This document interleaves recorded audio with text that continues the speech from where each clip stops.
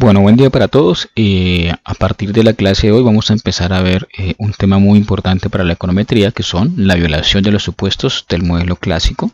Básicamente, o lo que es lo mismo, la verificación del cumplimiento de ciertos supuestos o de ciertos problemas que son fundamentales para la econometría. La idea es ver un par de problemas como la multicolonialidad, la multicolinealidad, la homocedasticidad, la no autocorrelación, la normalidad, y si alcanzamos vemos algo de la especificación correcta del modelo. Y digamos que la metodología de trabajo va a ser determinar o explicar en qué consiste cada uno de estos problemas. Luego la idea es mirar cuáles son las consecuencias, cómo se detecta y cómo se soluciona, claro, con un ejemplo práctico para cada uno, ¿no? La importancia de estos supuestos es fundamental, pues permiten que podamos obtener estimadores que sean MELI, ¿no? Que ya ustedes saben qué es eso, ¿no? Que sean los mejores estimadores lineales sin sesgados y demás. Entonces vamos a empezar a ver lo que es el supuesto de la multicolinealidad. Y lo primero que hay que decir es que la multicolinealidad en sí no viola ningún supuesto, ¿sí? O no es un problema grave si estamos hablando de la multicolonialidad no perfecta.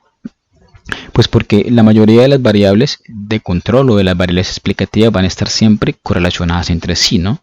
Por ejemplo, la educación y la experiencia. Uno siempre dice, bueno, está este trade-off entre o me dedico a estudiar, solamente a estudiar, o me dedico solamente a trabajar, ¿cierto? Y generalmente los que tienen altos niveles de educación o hartos años de educación tienen pocos años de experiencia, y lo contrario también es cierto, ¿no? Los que tienen mucha experiencia tienen pocos años de educación. Eso pasa como en la gran mayoría. Claro, hay casos, hay algunos ejemplos de personas que estudian y trabajan al tiempo, pero los resultados a veces no son tan buenos. Y son menos los casos que hacen estas dos actividades. Si no, pregúntense con sus compañeros cuántos estudian y trabajan, por ejemplo, ¿no? El problema es cuando la correlación es alta. Ejemplo, estamos mirando dos indicadores de precios, estamos mirando la educación del padre y de la madre, dos variables que son muy parecidas. El problema principal está ahí. Porque es que la multicolonialidad lo que hace es que me resta o me le quita significancia individual a mis parámetros, a mis variables. Es decir, que los test T, ¿no? Que los test individuales de prueba de hipótesis, pues las variables serán estadísticamente no significativas. El tema es que no va a ser propiamente por las características propias de la variable, sino porque el comportamiento de estas está siendo influenciado por otras variables que es con la que se correlaciona. Por el contrario, cuando hay problemas de multicolonialidad, uno va a encontrar que la significancia de los modelos, como la significancia, como la bondad de ajuste medida a través del R cuadrado o la prueba de F, tiende a ser alta, pero igual es un indicador medio engañoso sobre ese tema como tal, porque de nuevo está siendo influenciado por la multicolonialidad. Entonces digamos que la multicolonialidad lo que busca es como responder a la pregunta: ¿qué pasa si los regresores, qué pasa si las variables explicativas están correlacionadas? Entonces la multicolonialidad se define como la relación lineal entre algunas o todas mis variables explicativas. ¿De acuerdo? Es importante analizar el grado de relación que existen entre las variables explicativas, ¿no? ¿Qué tanto se relacionan? ¿Qué tan grande o qué tan chico es el problema de multicolonialidad? Y básicamente existen dos. Por un lado tenemos la multicolonialidad perfecta, que se da cuando existe una relación lineal entre algunas o todas las variables explicativas de mi modelo. En ese caso, la multicolonialidad perfecta invalida el modelo de regresión, pues esta matriz, ¿cierto? X traspuesta por X, que la llamamos para calcular los beta en el modelo de regresión múltiple. Recuerdan que lo hacíamos de forma matricial. Esta matriz deja de ser invertible, ¿de acuerdo? Porque ya no va a tener rango completo, como lo vamos a ver ahora. Y por otro lado tenemos la multicolonialidad imperfecta, que consiste en la existencia o que me indica que hay una relación lineal fuerte o una relación lineal alta entre las variables explicativas de mi modelo, pero igual la relación no es perfecta. Entonces, la multicolonialidad perfecta, vamos a suponer que tenemos un modelo que está en función y sub t en función de x1, x2 hasta xk. El problema de la multicolonialidad perfecta es cuando, por ejemplo, x1t es igual a 3 más 0,5 x2, ¿no? O x2 es igual a x1 más x3, ¿no? Entonces tenemos una relación lineal exacta de estas dos variables, ¿no? Cada vez que x1, o más bien cada vez que x2 se mueve en una unidad, x1 se va a mover en 3 más 0,5 unidades de x2, y esa relación siempre va a ser x1, x2 siempre va a ser lineal, ¿no? Exacta. ¿Listo? Y ese es el problema. Entonces, si existe multicolonialidad perfecta, los parámetros de los estimadores son indeterminados, el rango de la matriz de variables independientes, cuando un modelo tiene multicolonialidad perfecta, es menor a k-1, ¿no? Es decir, no tiene rango completo y no podemos estimarla como tal. Entonces, el principal problema de la multicolonialidad perfecta es que si existe, pues el modelo no se puede estimar, es decir, los parámetros de los estimadores serán indeterminados, y esto es gravísimo porque viola los supuestos clásicos a tal punto que es como si el estimador de mínimos cuadrados no existiera, es como si no habría varianza, ¿de acuerdo? Porque digamos que literalmente el concepto de la multicolonialidad, como lo vamos a ver ahora, o como lo vamos a expresar ahora, viene de la fórmula, no sé si recuerdan la fórmula de la varianza del beta, que decíamos que era igual a ¿qué? A la varianza del error sobre la suma total al cuadrado de x por 1 menos r cuadrado de j. ¿Recuerdan? Este r cuadrado de j, este 1 menos r cuadrado de j, es la multicolonialidad, ¿no? Entonces recordemos que este r cuadrado de j lo que me muestra es cuál es el coeficiente de determinación entre mis variables explicativas, ¿no? Entre la variable j y las otras demás variables explicativas. Si yo tengo, por ejemplo, un modelo que es y en función de x y en función de z, este r cuadrado de j es como si yo tomara este modelo y dijera, ahora voy a poner a x como variable explicada y voy a hacerlo en función de z, ¿no? Entonces mis dos variables explicativas, ahora una la pongo explicada y la otra no, y a esto le calculo el r cuadrado, ¿no? Que es la bondad de ajuste. Entonces, ¿qué tanto la variación de z me explica la variación de x, ¿no? Entonces, eso me está midiendo el nivel de correlación entre variables explicativas. Si es alto, pues habrá un alto nivel de correlación. Si es bajo, pues habrá un bajo nivel de correlación, ¿de acuerdo? Si la multicolonialidad es perfecta, quiere decir que este r cuadrado será igual a ¿qué? Será igual a 1. Entonces 1 menos 1 será 0. 0 multiplicado por esto pues va a dar 0. Y yo no podré estimar, yo no podré determinar cuál es la varianza, ¿de acuerdo? Porque va a ser indeterminado. Entonces los estimadores serán indeterminados, ¿listo? Yo no voy a poder estimar la varianza, serán indeterminados porque cualquier número dividido en 0, así como pasaba con el beta, ¿recuerdan? Pues no se puede estimar, ¿de acuerdo? Y ese es el principal problema de la multicolonialidad perfecta. ¿Cómo se soluciona? La verdad es que la única solución es eliminando la regresor o la variable que me genera el problema de multicolonialidad. ¿De acuerdo? Así de sencillo, no hay más. ¿Por qué? Pues porque una variable me está explicando exactamente el comportamiento de la otra. x2 me está explicando exactamente el comportamiento de x1 y la suma de x1 y x3 me están explicando exactamente el comportamiento de x2. Entonces tenemos que eliminar una de esas sí o sí. Multicolonialidad imperfecta. Ese es un caso mucho más común. La multicolonialidad imperfecta se presenta cuando hay una correlación fuerte entre dos o más variables explicativas.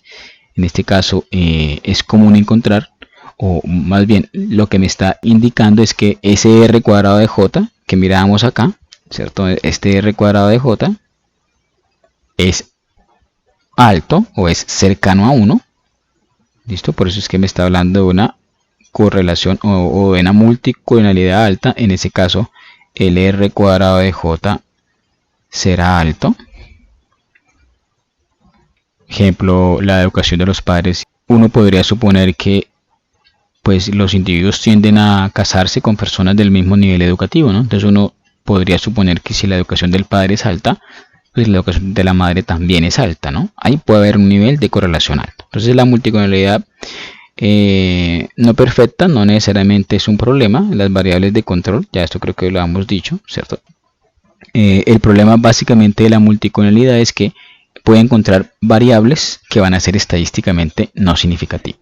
Entonces, el problema es que yo voy a incluir una variable o un par de variables que me están explicando básicamente el mismo fenómeno. Entonces, las variables básicamente no van a ser significativas. Las variables vistas desde el punto de vista individual, ¿no? A través de la prueba T, no van a ser significativas porque se van a mezclar, sus efectos se van a mezclar, ¿no? El efecto de una variable se va a mezclar con el efecto de otra variable y yo realmente no voy a poder saber cuál es el efecto real de una variable o de la otra. No es un problema tan grave pues que viole un supuesto básico y que no se pueda estimar como el tema de la multicolonialidad perfecta, pero es más un problema de que no voy a encontrar un modelo que sea buen modelo. Voy a encontrar muchos parámetros que serán no significativos y el tema es que van a ser no significativos, como ya lo decíamos, no por las características propias de los datos de esa variable como tal, sino porque esa no significancia está siendo arrastrada por la correlación que tienen con otras variables.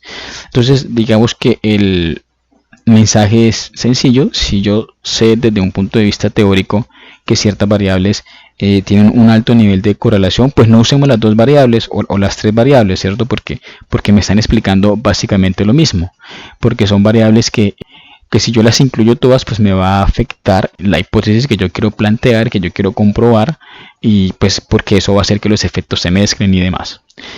En últimas, algunos teóricos consideran que la multicolonialidad es más un problema de diseño del modelo, ¿no? Es decir, de qué variables incluyo en el modelo, y eso es importante, ¿no? Basarnos siempre en la teoría para saber qué variables incluyo en el modelo, porque muchas veces nosotros lo que hacemos es abrirle la puerta a la multicolonialidad, porque empezamos a estimar modelos difusos. ¿Qué son modelos difusos? Modelos en donde voy a tratar de incluir la mayor cantidad de variables que yo pueda, sin hacerle caso a la teoría y demás. Y entonces lo que yo voy a hacer es abrirle un boquete grandísimo a la multicolonialidad imperfecta, porque puedo estar metiendo variables que se correlacionen entre ellas, ¿sí? Entonces, por eso es importante, cuando yo estimo un modelo, como les decía la primera clase creo, o la segunda, basarnos en la teoría, ¿listo? Basarnos en la teoría. La teoría es la que nos tiene que decir qué tipo de modelo, qué tipo de variables podemos estimar. Entonces miremos este sencillo ejemplo en donde decimos que el número de tarjetas de crédito está en función de tres variables: vehículos por familia, número de miembros por familia y renta familiar, y uno podría suponer que entre estas tres variables explicativas hay un alto nivel de correlación, ¿no? Uno podría suponer que a mayor renta familiar, pues mayor vehículos por familia. Uno podría suponer que a mayor miembros de la familia, mayor renta familiar, y uno podría suponer que a mayor número de vehículos por familia, pues hay mayor número de miembros por familia, ¿no? Entonces ahí se presenta claramente un problema de multicolonialidad imperfecta. El modelo sin duda es un poco difuso, pero como le dije, la multicolonialidad imperfecta no necesariamente viola algún supuesto como tal, pero sí me resta eficiencia al modelo, como lo vamos a ver ahora. Entonces, ya vimos qué es. Ahora vamos a hablar de las consecuencias. Las principales consecuencias de la multicolonialidad es que hace que las varianzas de los estimadores sean más grandes. Entonces, de nuevo, recordemos la fórmula de la varianza del beta o del estimador, que ya la puse atrás. Si hay problemas de multicolonialidad, este R cuadrado tiende a 1, ¿no? Tiende a ser grande. Entonces, si esto tiende a ser grande, ya ustedes esto lo saben, esto en su conjunto va a tender a bajar, ¿cierto? Porque esto es algo que está entre 0 y 1. ¿Recuerdan? Entonces, si esto tiende a ser grande, esto tiende a ser pequeño, y esto tiende a ser pequeño, y cualquier número dividido en algo más pequeño, pues esto tiende a aumentar. ¿Qué pasa? Que los estimadores, o que las varianzas de los estimadores sean grandes, pues eso lo que va a causar es que los parámetros sean más inestables, ¿no? Recuerden que lo que buscamos siempre es que la varianza de mis estimadores sea lo más pequeña posible, no lo más grande, ¿no? Lo más pequeña posible, que estén todos lo más centrados alrededor de la media, ¿no? Porque en última mis betas estimados no son más que medias. Entonces, al aumentar la varianza, lo que hace es que aumenta también el error estándar, ¿no? ¿Se acuerdan que el error estándar básicamente es la raíz cuadrada de la varianza, que es esto que está acá? Y al aumentarse el error estándar, que lo usamos para varias cosas, para la significancia t y para la construcción de los intervalos de confianza, al aumentarse el error estándar, pues los intervalos de confianza se van a aumentar, el intervalo inferior y el intervalo superior, y al ampliarse esto más, pues va a aumentar la probabilidad de que yo cometa algún error, ¿cierto? Un error tipo 1 o un error tipo 2. En últimas, una mayor varianza lo que va a hacer es que yo obtenga estimadores, si bien van a ser insesgados, lo cual está bien, pero van a ser estimadores que son ineficientes. Y ese es uno de los principales problemas. ¿Listo?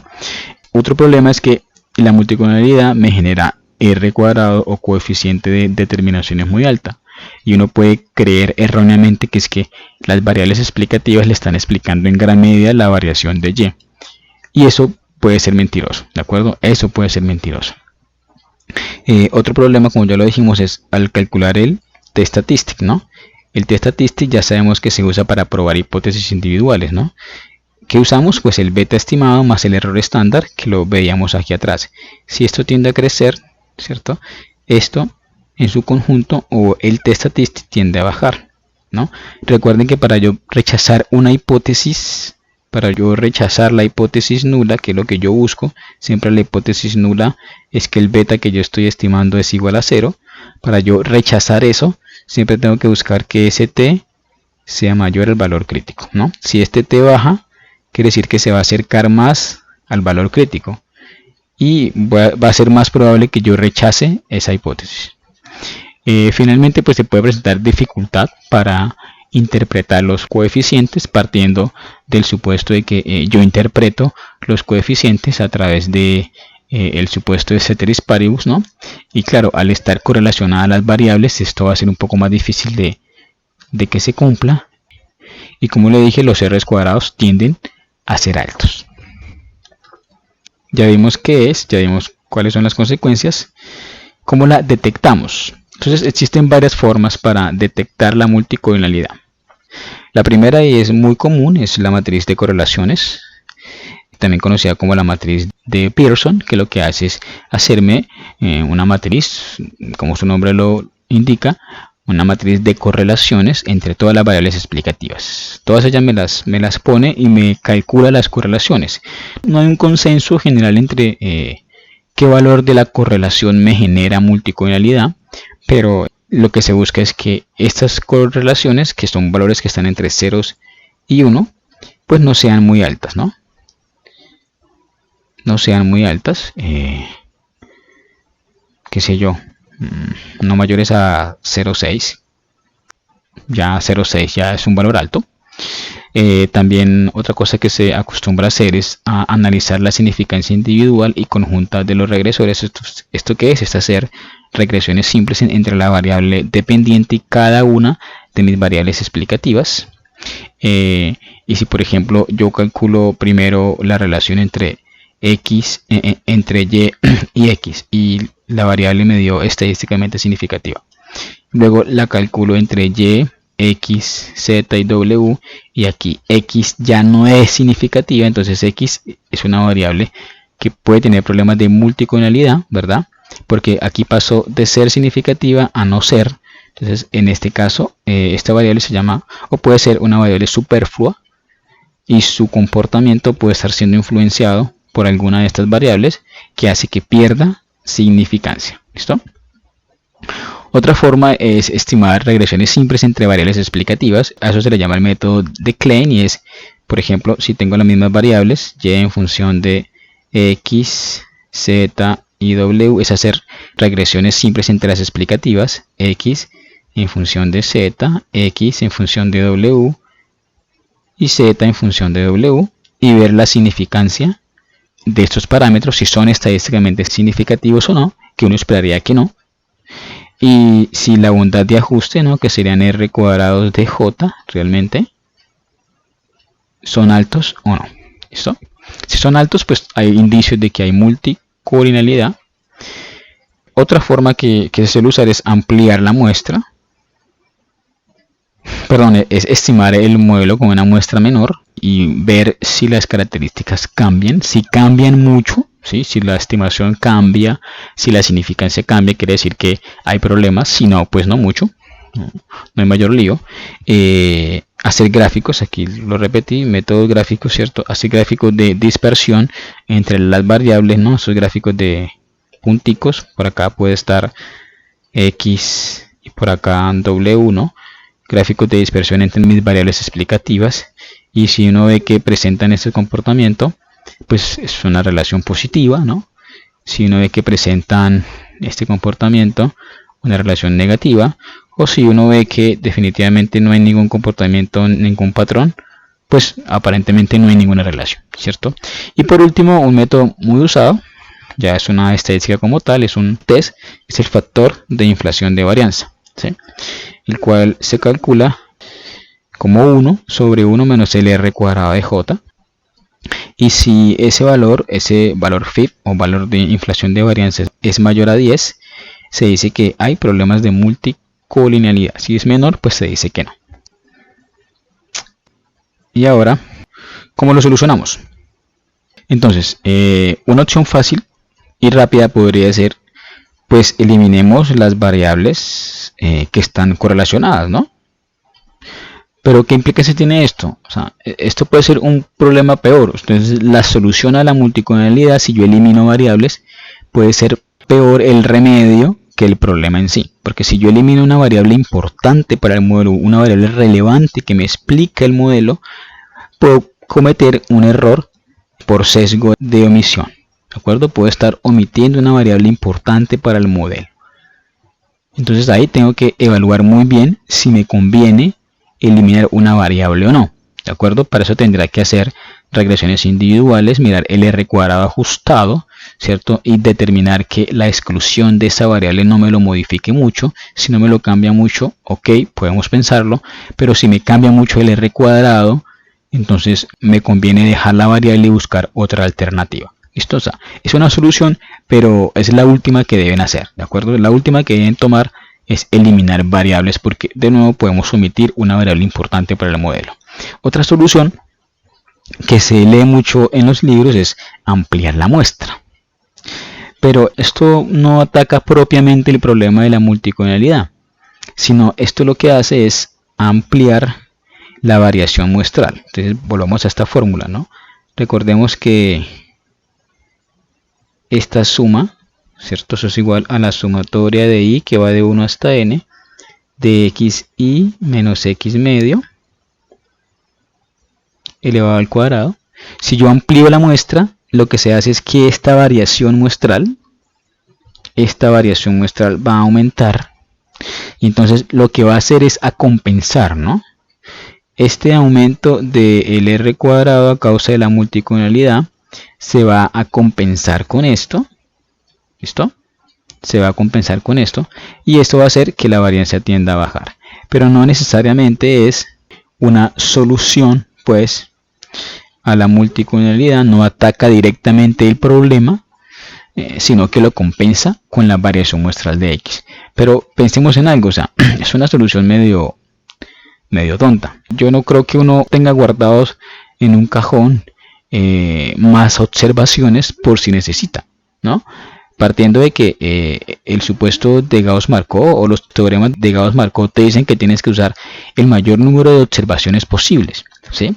Entonces yo no puedo tener guardadas unas observaciones por si tengo un problema de multicolinialidad para ver si lo compenso, no. Uno siempre tiende a usar el mayor número de observaciones posible, ¿de acuerdo? Todas las que tiene. Y ampliar la muestra así por así, después de haber hecho un trabajo de campo o algo así, pues no es fácil, ¿de acuerdo? No es fácil. Entonces eso nos lleva a la última solución, un poco más común, y es transformar las variables. Transformar las variables en incrementos, o sea, en tasas de crecimiento, o en primeras diferencias, sacar esas primeras diferencias con respecto a los rezagos. Y entonces yo tengo mi modelo particular, ¿cierto? Tengo mi modelo en donde estoy diciendo que y sub t es igual a beta 0 más beta 1 x1t más beta 2 x2t. Y también puedo sacar el primer rezago, este es para el momento t. También puedo sacarlo para el momento t a la menos 1, en ese caso y sub t a la menos 1 sería el y t del periodo pasado, esto es beta 0, más beta 0 más beta 1 x1 t a la menos 1 más beta 2 x2 t a la menos 1. ¿Listo? Entonces si yo resto esta menos esta, pues voy a tener algo así como yt menos yt a la menos 1 igual, los beta 0 posiblemente se van a ir, más beta 1, es factor común, ¿cierto? De x1t menos x1t a la menos 1 más beta 2, factor común de x2t menos x2t a la menos 1. Y finalmente lo que yo voy a hacer es a estimar esto, a transformar mis variables en esto, ¿cierto? ¿Y esto qué es? Es transformarlas en diferencias, porque es posible que las diferencias con respecto al primer rezago no estén correlacionadas.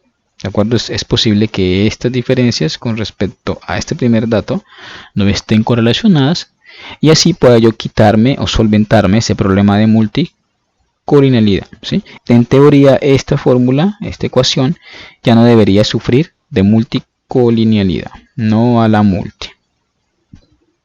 Bueno, y hay otros teóricos que dicen que no hay que hacer nada, que hay que seguir estimando el modelo como tal, pues porque muchos autores argumentan que la multicolonialidad no es un problema de la estimación, y es cierto, esto es un problema más de los datos, es verdad, no es del método econométrico, sino de los datos como tal, de las características de los datos, y a veces la solución puede ser un poco peor que la enfermedad. ¿Listo?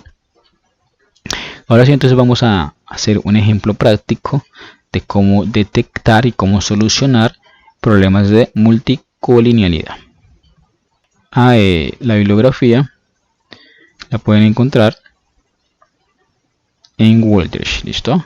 En Gujarati, el capítulo 10, 11, 12 y si alcanzamos hasta el 13 están todos los supuestos de el modelo lineal clásico. Bueno, y para trabajar el tema de la multicolinialidad vamos a usar la base de datos PIP, que va a estar subida en el Sakai. Es una base de datos que contiene 43 observaciones, tiene variables como el gasto, el consumo, el ingreso, la masa monetaria, la inflación, el interés, la inversión. Vamos a usar solamente 3 variables. Entonces vamos a empezar a estimar nuestro modelo, el ingreso en función del interés, el consumo y la inversión, un modelo básico, regresión entre el ingreso, el consumo, la inversión y el interés. ¿Sí?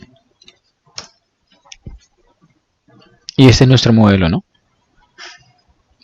43 datos, globalmente significativo, un R cuadrado altísimo, 99,73%, es muy alto, pero uno puede decir, bueno, estas variables, ¿será que se correlacionan o no? ¿Cierto? Pues parte de la teoría monetaria básica que me dice la relación que existe entre la inversión y el interés, ¿no? El interés es un instrumento de la política monetaria que afecta directamente a la inversión, por lo tanto estas variables se correlacionan siempre, ¿no? y no sé si el interés y el consumo también puedan correlacionarse, ¿no?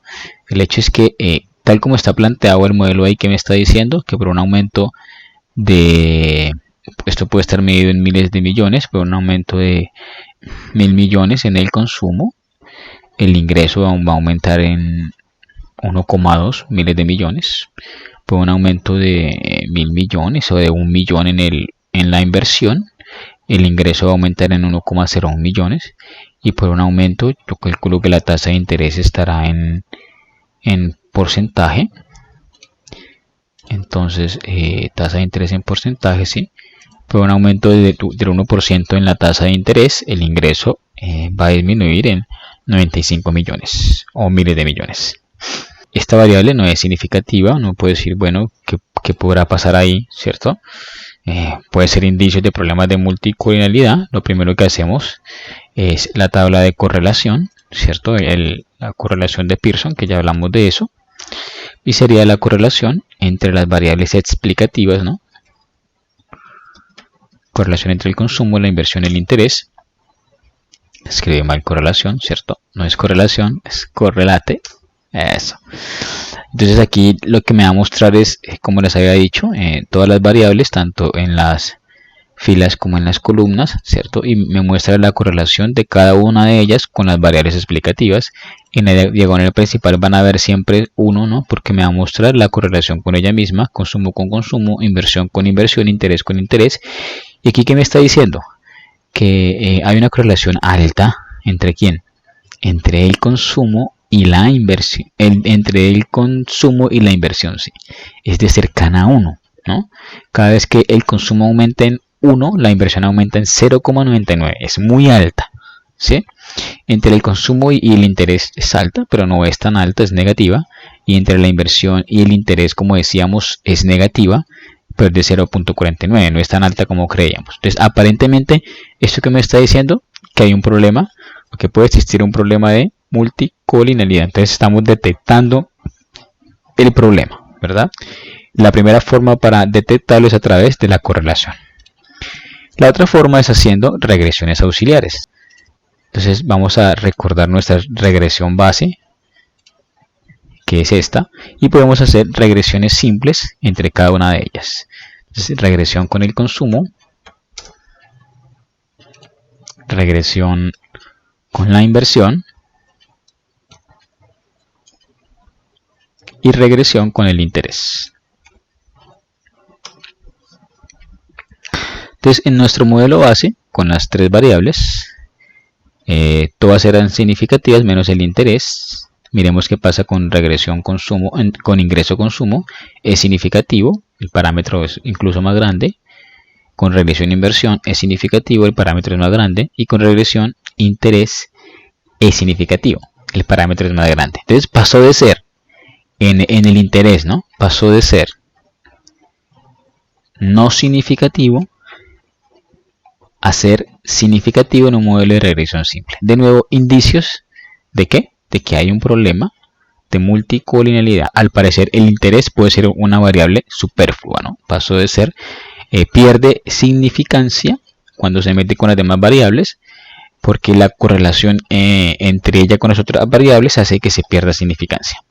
La otra forma es el método de Klein, ¿cierto? Que hablamos, que era hacer regresiones entre las variables explicativas. Entonces uno puede decir, vamos a hacer una regresión, quitemos el ingreso, llegamos a una regresión entre el consumo, la inversión y el interés.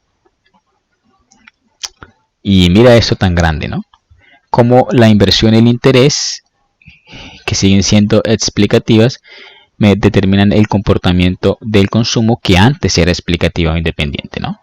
Es globalmente significativo, el R cuadrado me da sumamente alto, 98%, o sea, hay un alto nivel de correlación.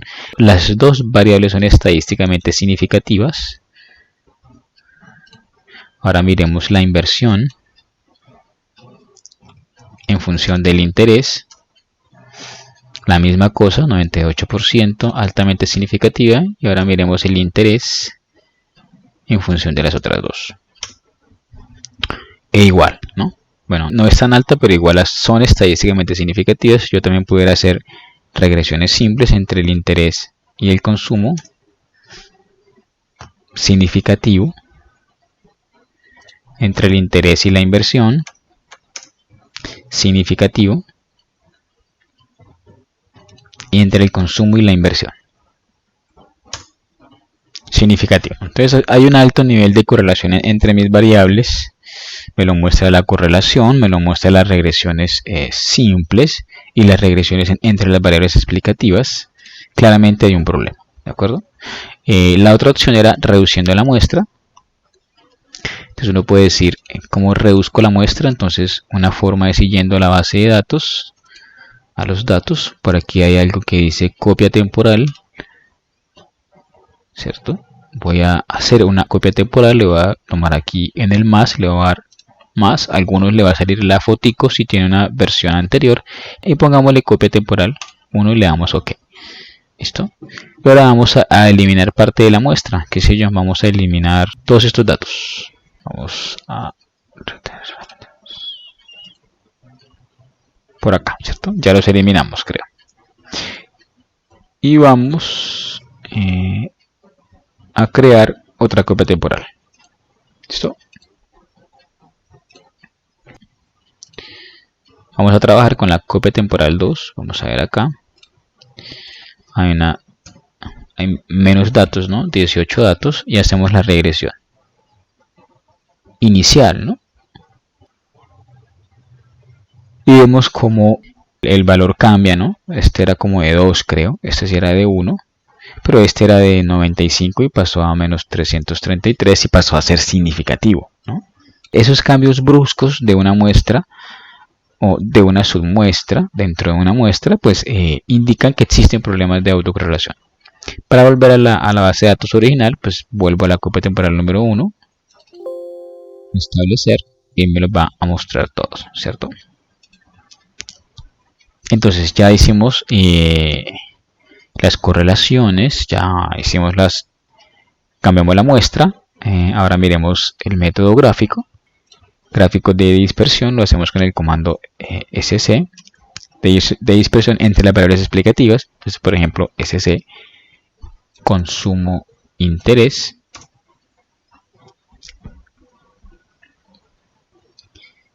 bueno, no sé si habrá alguna correlación ahí, ¿cierto?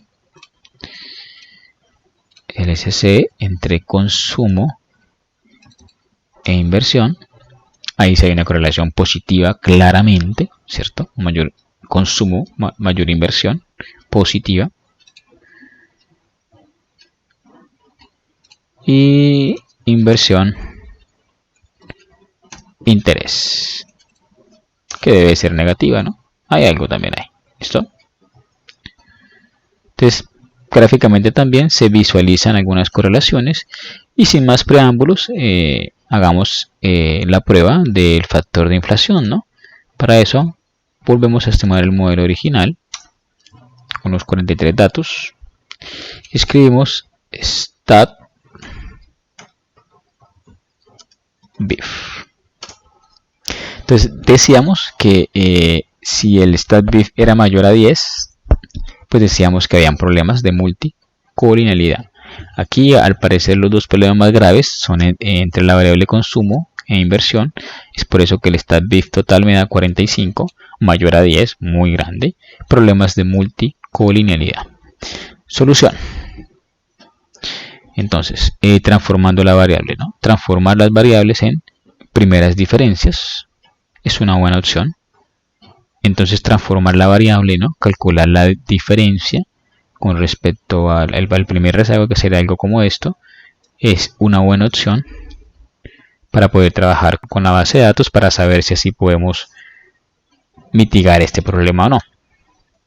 Entonces, por ejemplo, podemos renombrarla o llamarla de ingreso igual a ingreso menos ingreso guión raya piso n a la menos 1, donde el menos 1 me indica que es el rezago número 1. Me dice que hay un missing, claro, me la genera acá, hay un missing porque estoy calculando la diferencia. Entonces una variable o un dato se va a omitir, que es el primero. Lo mismo hacemos para las demás variables, ¿no? De ingreso ya tenemos, ahora seguimos con de consumo, será igual al consumo menos el consumo rezagado a un periodo. Después del consumo, ingreso consumo va a la inversión.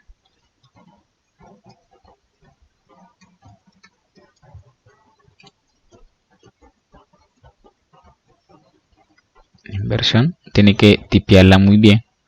Tiene que escribir aquí el nombre de la variable tal y como está acá, como tal, ¿cierto? Porque si no les puede salir error.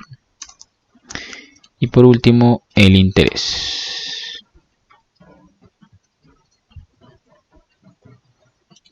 En función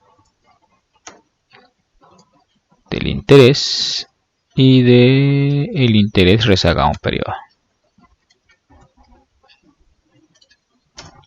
Tenemos nuestras tres variables, ¿no? Entonces ahora sí estamos de nuevo el modelo, rec, entre el logaritmo del ingreso, el consumo, la inversión, el interés, le damos enter. Este es nuestro modelo. Fíjense ya como le rebajó al 54%, ya no es del 98%, ya es más realista, 42 observaciones. Y ahora podemos aplicarle a esta variable el correlate, ¿no? Fíjense ya como el correlate, bueno, quitamos ingreso, ¿cierto? Que es la variable dependiente. Pero fíjense como ya no hay ninguna correlación mayor a 0,5, ¿no? Fíjense que antes la correlación entre consumo e inversión era de 0,9.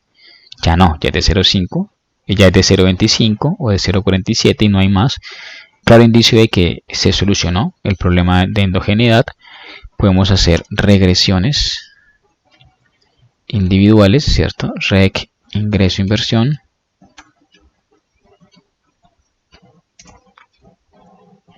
¿De acuerdo? Podemos hacer regresiones entre las variables explicativas también. Ok, si bien es insignificativa, no es... O sea, puede haber cierta relación. El tema es que ya no me están explicando tanto, sino apenas el 24% de la variación entre la inversión y las demás, 8%, no son significativas. Y entre el interés y las demás, 24%, una es significativa, ¿no? Y por último, bueno, uno podría también hacer las gráficas, ¿no? Estas gráficas entre el consumo y la inversión. Se ve dispersa. Esta gráfica entre el consumo y el interés se ve dispersa. Y esta gráfica entre el interés y la inversión. Que estimé. Sí, cierto. Se ve dispersa. Y por último, volvemos a estimar el modelo original con las diferencias, claro. Por último, estimamos el stat BIF. ¿Cierto? Y miren cómo bajó de esto, estaba como en 60, eso estaba como en 60, eso estaba como en 40 y piola. Fíjense cómo bajó a 1, a 1, a 1. Y me quedó finalmente el stat BIF en 1.95, ¿no? ¿Menor a qué? Menor a 10, ¿no? Entonces, solucionamos el problema de multicolinealidad. Claro, ahora estas variables, hay dos que son estadísticamente no significativas. Ya yo tomo la decisión si las dejo o las saco del modelo. Digamos que la idea sería sacarlas porque no me están explicando el comportamiento del ingreso. Sería el comportamiento rezagado, ¿no? Pero el hecho es que logramos quitarle todos esos síntomas, por así decirlo, todo ese problema de multicolinealidad que tenía mi modelo estimado, ¿no? Nomás mirando el R cuadrado uno se puede dar cuenta que se solucionó ya ese problema. ¿Listo? Hay una base de datos que también se las voy a dejar ahí, que se llama base YXX, para que intenten jugar con ella, de acuerdo a solucionar el problema de multicolinealidad. Entonces, por ahora, con respecto a este tema, dejamos ahí y ya seguimos con el otro problema. Muchas gracias.